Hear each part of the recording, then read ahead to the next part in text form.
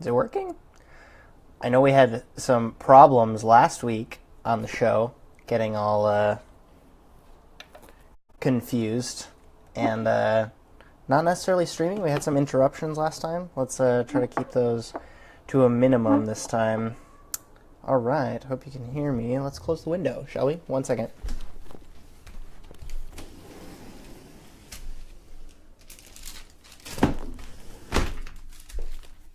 All right, that's better. First seat sticking to my feet.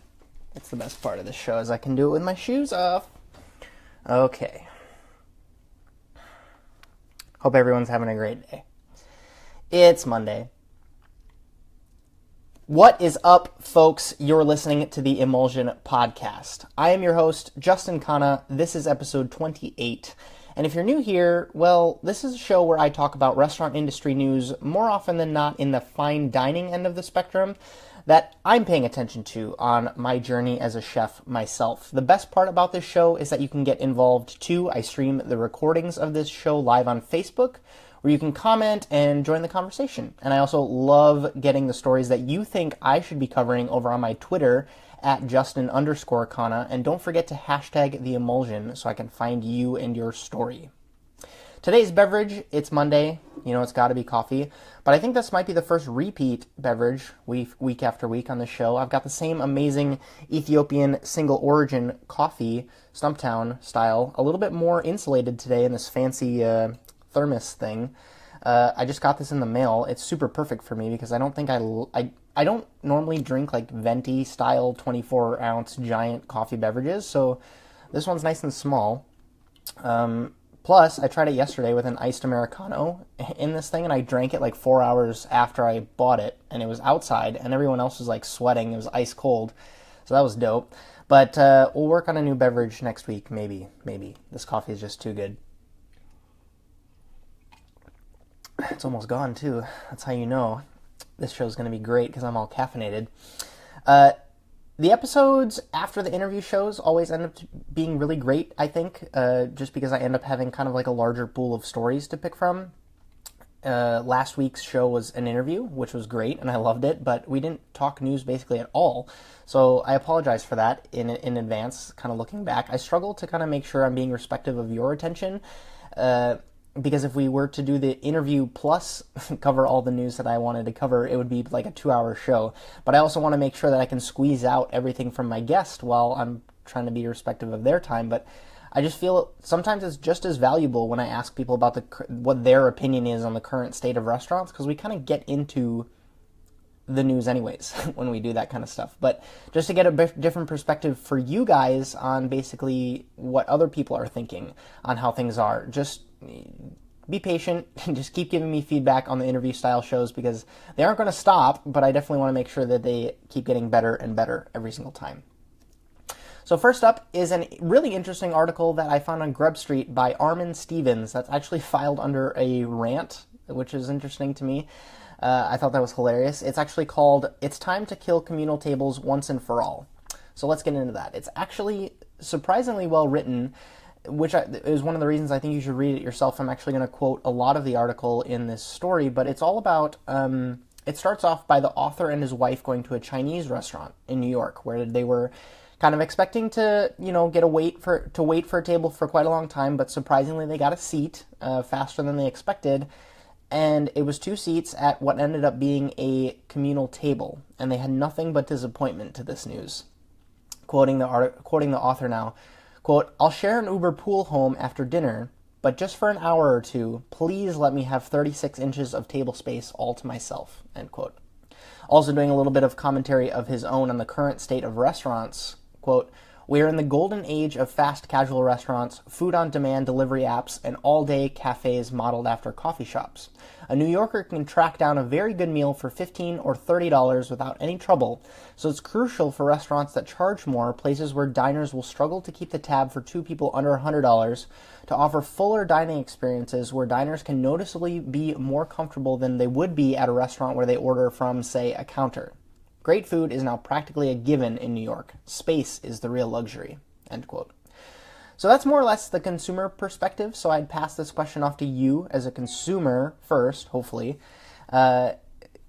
And then I want to kind of give you the other side because I think it's important to address why this style of seating happens in the first place.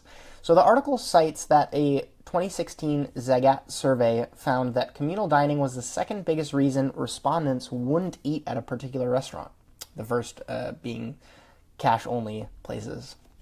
So if the math doesn't add up, if people don't like it, why do restaurants keep doing it? Why do they keep offering communal style tables for people? And the short answer is math.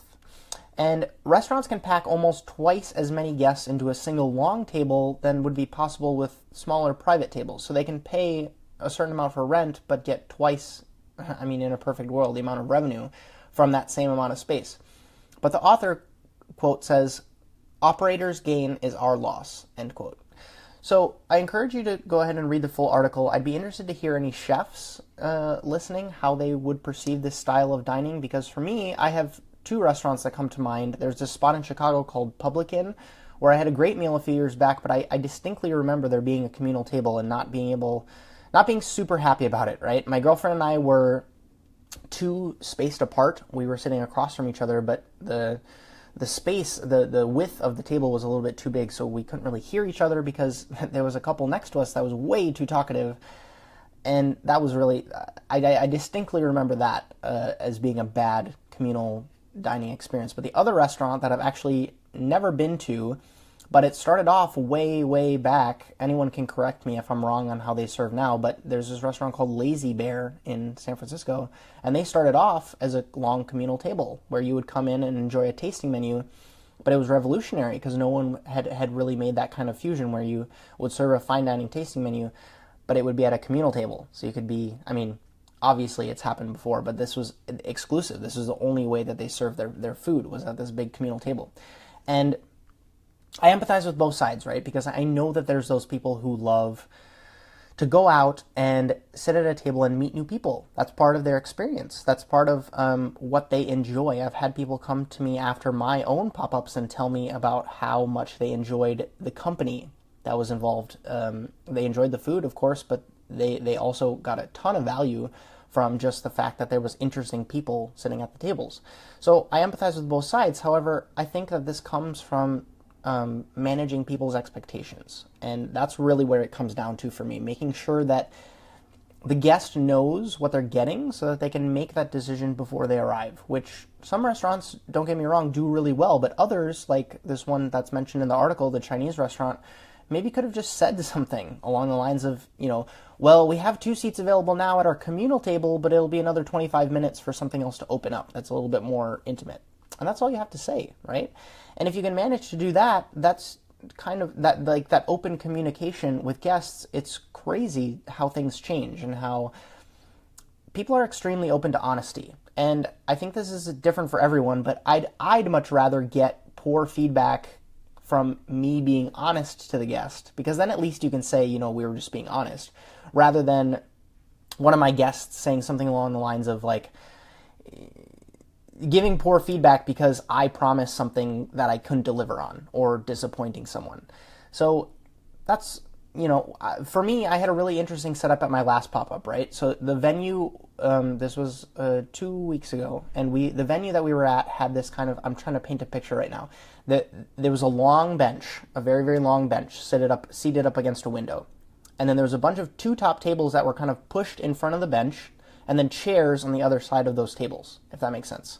So what I did was I explained to everyone at the start of the meal, go ahead and keep the tables separate if you'd like to enjoy your meal with the person across from you. This was also really difficult for me because I had 3 single diners, so I had to seat them with other people. But then I added, if you find yourself really enjoying the company of the table next to you, go ahead and just slide the tables together. So for me, we did 8 courses for them, and it was all kind of like one service. So we had it was great for us because we got to treat it like a communal table. We plated everything at the same time. But I gave people the option, which I really liked. I would like to think people appreciated, but I mean, I suppose we'll never know. I received no complaints on it, so in a lot of aspects of restaurant culture, that means it was a good choice. So we'll more or less, I would like to make the same decision on the next one. I just thought it was very, very being able to give people the option by having like this communal table that could also be separated into separate tables, so that if you decided that you just wanted to have, if you're on date night like my girlfriend and I do quite often, you can have that kind of intimate experience, but also be conscious of the fact that the restaurant wants to maximize the amount of space that it has. I'd be interested to hear your take on this, because it causes fire on both sides. Next up is an interesting article I wanted to cover really quickly, because it's a local thing for me, but also impacts all of you, maybe in some way, shape, or form, and that is Whole Foods, the grocery giant that Amazon just swooped up, got the green light on all the changes with the Seattle-based company. So now you, the shopper, more specifically the Amazon Prime shopper, might actually be able to afford to get your groceries there. Quote, starting Monday, Whole Foods will lower prices on a selection of best-selling staples across its stores, with more to come, end quote. And that's today. Monday is today. So if you want to go ahead and check to see if your paycheck can support your cravings for, large brown eggs and organic baby kale, today's the day, which is great.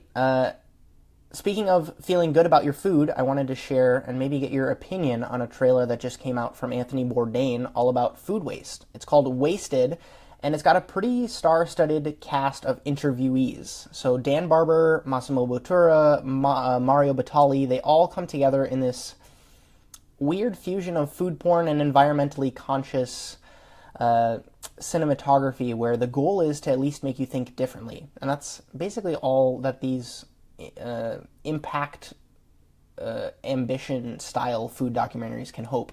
Quote, one film isn't going to cure all of society's ills, Anthony Bourdain says, but if a few people start thinking differently about what they're eating for dinner in a different way, or think twice about throwing out what is often the best stuff, it's a good day, end quote. So I left the trailer in the show notes. Go ahead and watch it if you so desire. But I got the message basically. I got the gist of it from just the trailer, so maybe that saves me some time.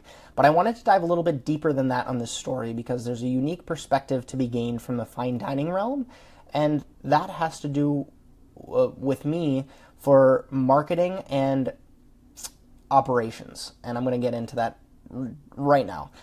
I had my first experience with dealing with food waste when I was at Per Se. Distinctly remember having to do the prep job of brunoising fennel.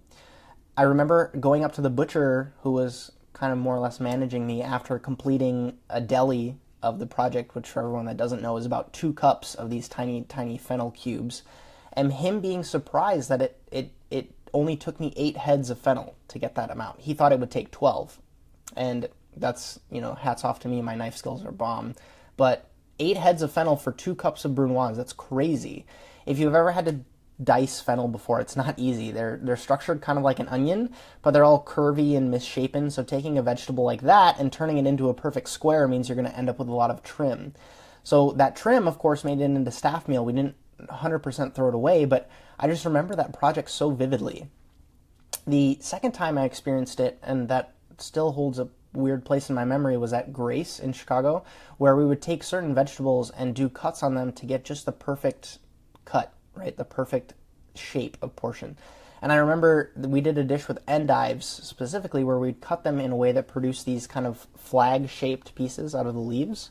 And only until I moved to Norway and I started to see people using the whole vegetable, this whole Nordic culture, did I realize that there's just something luxurious about using only certain pieces of vegetables. There's like a curated element, right? Where, no, don't eat that part of the vegetable, eat this one, and look how I prepared it for you.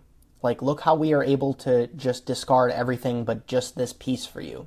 There's something, I'm willing to put in the work to do this crazy presentation for you. That's how a lot of these places justify the price tags on their meals, and people pay them, so what's the problem?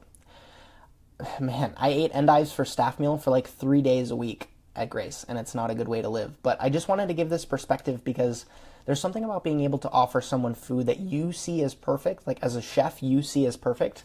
A lot of people value that, and they will pay for it. So does that make it right?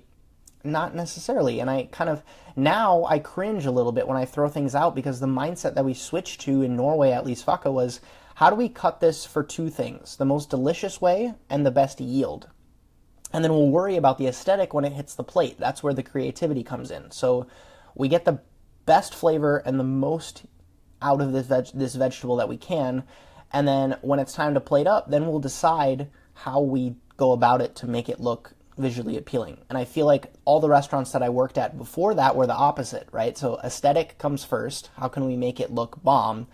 And then how does it taste? And then if the yield sucks, well, that's fine. We'll serve the trim for staff.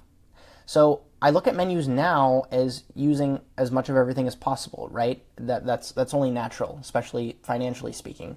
So when you see these places buying A5 Wagyu beef ribeye, where's the rest of that animal, right? And the same with amazing celery root. Where's the stalks from that celery root? It's something that I'm constantly working on myself. I actually have a movie that I'm coming out with this week where some of us went down to the docks here in Seattle to try and find fishermen that'll give us weird fish or bycatch off their boats that we can use for the Ready series of pop-ups, because I'm all about using weird stuff. Because to me, you don't have to justify cutting an endive into a pretty shape if you can give someone a vegetable that they've never had before. And there's no fanfare or bedazzling required. And to me, that's cool. I want to be serving people amazing food, but not at the expense of the planet. And that's more or less where I stand. Next up, and a story I want to cover here just because the first sentence of the article that I just had to, I read it and I had to cover it. Quote, "You're not a superstar chef these days unless you also run a cerebral food conference of some kind." End quote. So you may or may not have seen this. Alex Atala, Brazil's biggest chef, is starting a symposium called Fruto. And the tagline is "The Possibilities to Feed the World." That is going to take place in Sao Paulo next January, where they produce... where they are going to talk all about Brazil's food diversity. They're also going to cover how to feed a world where the population is 8.6 billion. That's where it's estimated to be in 2050. And they're also going to feature lectures from 30 different minds from various fields, such as sustainability, science, and gastronomy. So here's the kicker. Only 300 guests are allowed, so good luck getting in. But for all of us, it's going to be broadcast live from Fruto's website, so that should make sure that us peasants can at least get to know what's going on. It's January 26th and 27th of 2018, so mark your calendars for that. And depending on your time change, you may or may not have to get on a weird sleep schedule if you want to participate. And as far as any backlash, I see zero in this project. A lot of people are kind of making fun of him as far as like, oh, you're just doing what's on trend. Like Chef Andoni at Mooderitz has one, and Renee has mad symposiums, so you're just kind of following the trend.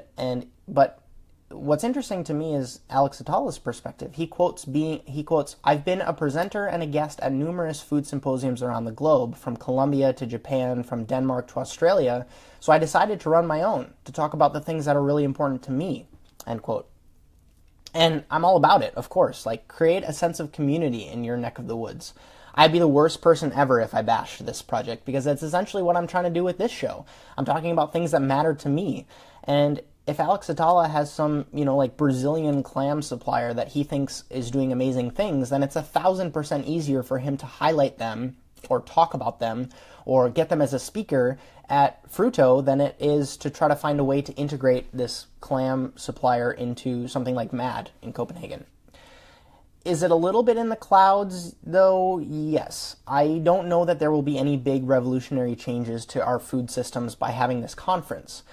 The fact that it's happening, I'm nothing but optimistic. This is something that happens, and then awareness gets drawn around it, and then just getting people to think in this certain way creates macro changes in, like the long term, like the 12, 24, 36 month long term. So to me, if you told anyone in the early 2000s that chefs can have symposiums and gather people around them to talk about feeding the future of the planet, people would have laughed in your face, right? But now that they're doing it, they're actually doing it, and they can get people like me across the world to care about it and listen to what they have to say. I'm convinced that this should be an ongoing thing. Having these, that's my only rebuttal, is that these should constantly be happening. These conversations and stories and content should be coming out weekly or monthly instead of these big, elaborate, once-a-year conferences. And the beauty of the internet is that someone like me can be a media company, just one person, and do just that, have these conversations and bring awareness to certain things. And that's what I'm going to continue to do. And that's what's going to continue to happen on the Emulsion. So I'm nothing but psyched that you're here to hopefully consume that.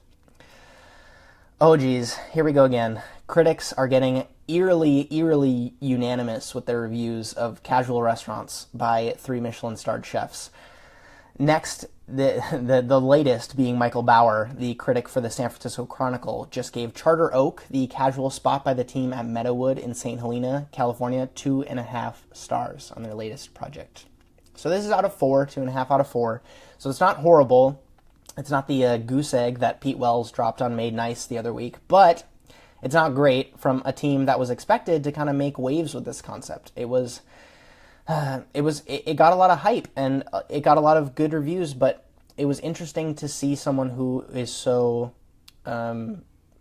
he's a critic. He looks at dining in an interesting way, and that is one of the reasons why I always preface, or at least I try to preface, critic perspectives in a good way, because a lot of the great reviews have come from this very unique Napa market where they want this very big, elaborate, they'll pay for expensive things. But when you look at a restaurant very objectively in the way that a food critic does, you get different results, and that's why I wanted to cover this story, and hopefully give you some background. Full disclaimer, I have a friend of mine who actually is the pastry chef at Charter Oak, and I had the pleasure of going there after my meal at Single Thread there last month.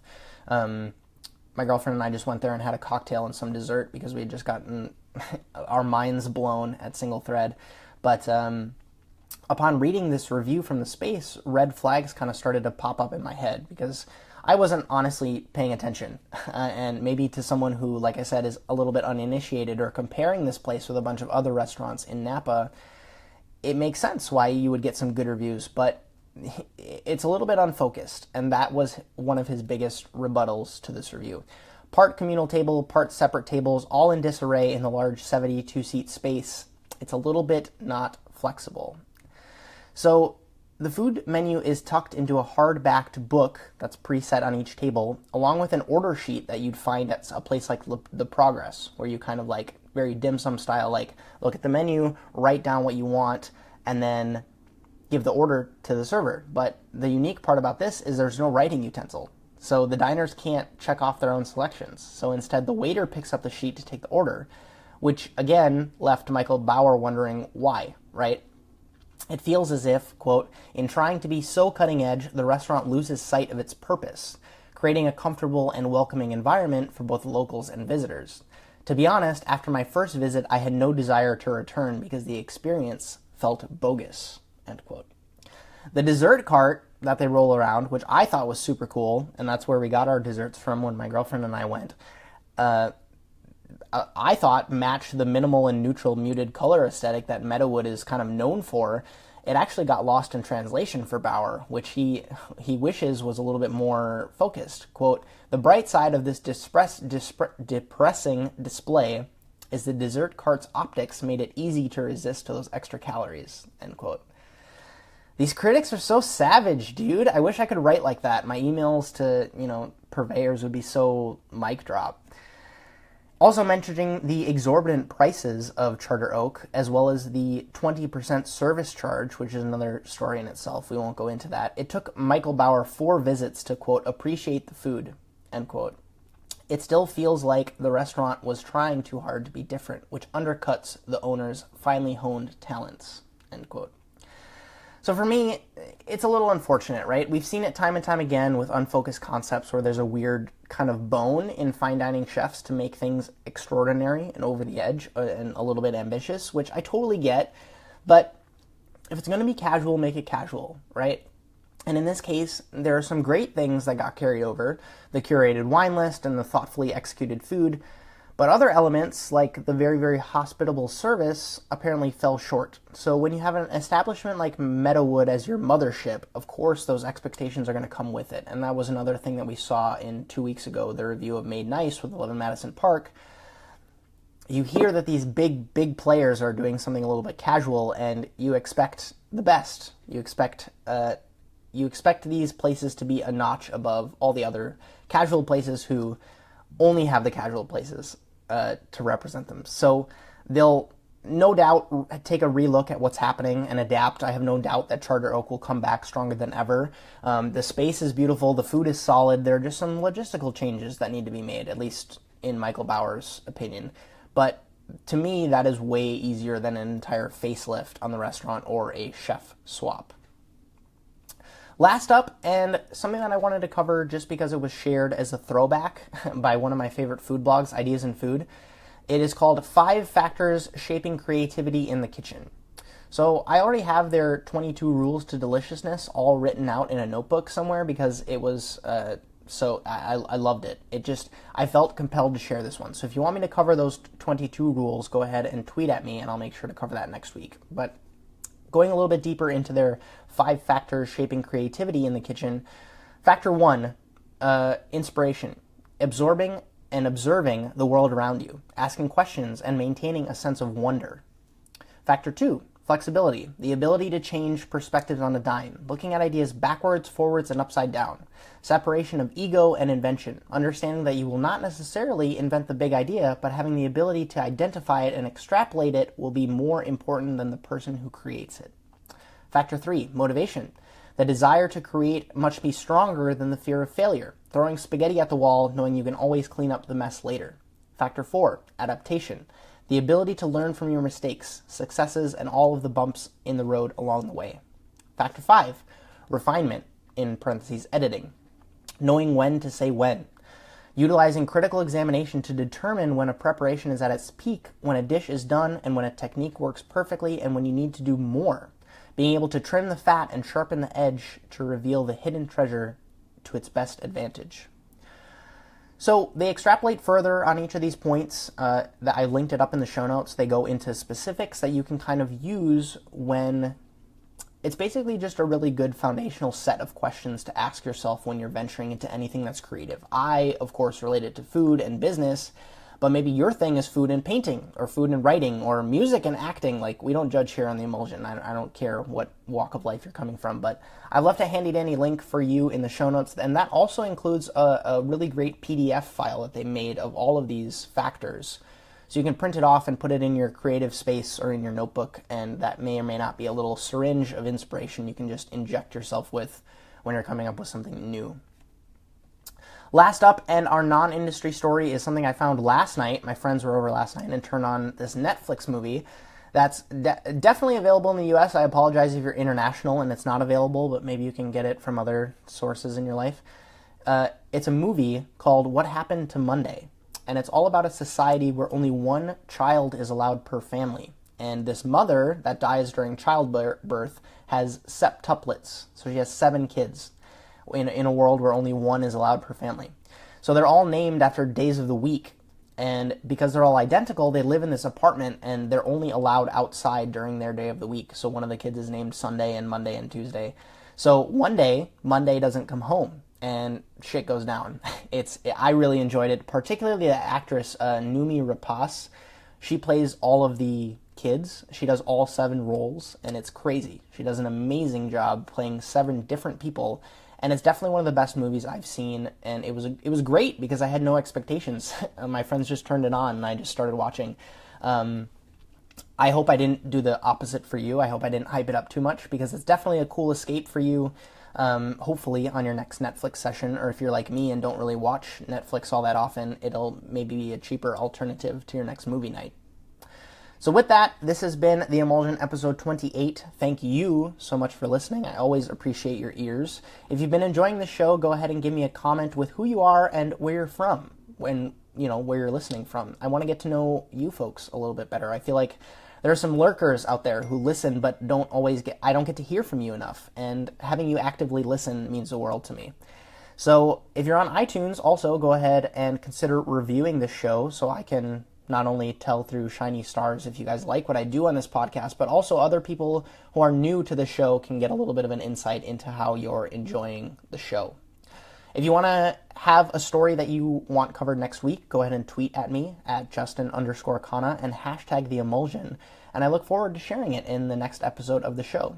My name's Justin Khanna. Have a good one.